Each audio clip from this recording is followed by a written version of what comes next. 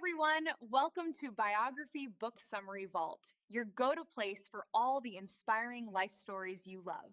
What is Life? The Physical Aspect of the Living Cell Book Summary by Erwin Schrödinger. Erwin Schrödinger's What is Life takes us into the tiny world inside cells to understand what makes living things tick.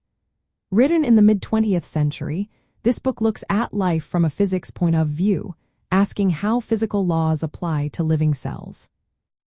Schrödinger starts by pointing out that living cells seem to defy the usual rules of physics.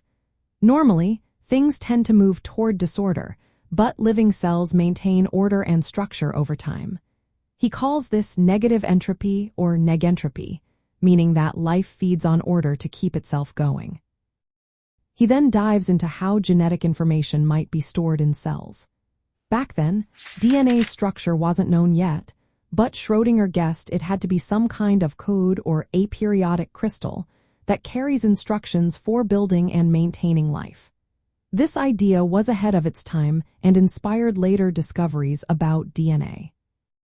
The book also discusses how cells manage to keep their internal environment stable despite constant changes outside.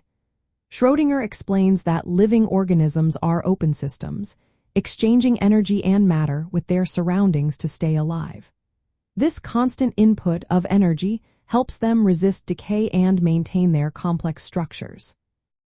One interesting part is when he talks about mutations. Schrödinger suggests that random changes in the genetic code can cause variations in organisms. These small changes are crucial for evolution because they provide raw material for natural selection. Throughout the book, Schrödinger uses examples from physics like quantum mechanics and thermodynamics to explain biological processes. He argues that understanding life requires combining biology with physical laws rather than treating them as separate fields. In the final sections, Schrödinger reflects on what all this means for our understanding of life itself. He wonders whether life can be fully explained by physics or if something more mysterious is at play. His questions open doors for future scientists to explore genetics, molecular biology, and biophysics.